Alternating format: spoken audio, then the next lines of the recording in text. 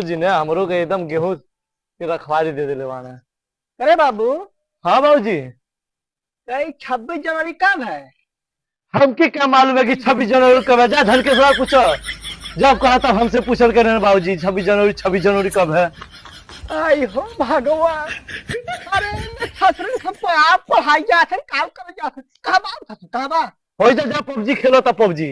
अरे ये लपजी हम पबजी पढ़ लिख के पबजी खेलो था पबजी। मार मार मार मार मार मार। अच्छा मार। चल अरे ले सवार ले। अरे सवार हट हट। अरे धन का सवार का हो बाबूजी? अरे बाबू जब देखा तब लपजी करे बताओ 26 जनवरी कब है? 26 जनवरी कब है? हाँ हम का आज नहीं पता 26 जनवरी कब है। अरे भगवान।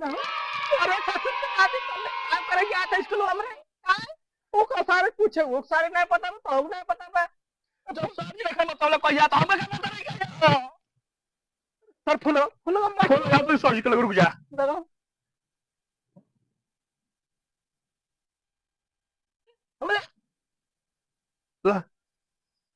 Hello hello. हाँ साहब नमस्ते। हाँ नमस्ते। को साहेब हम आई तू बतावा लड़के तो का पढ़ावत है? क्या हुआ?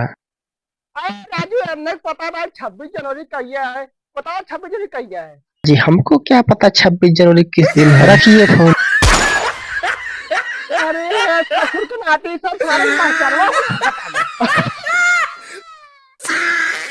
पैसा पढ़ जाते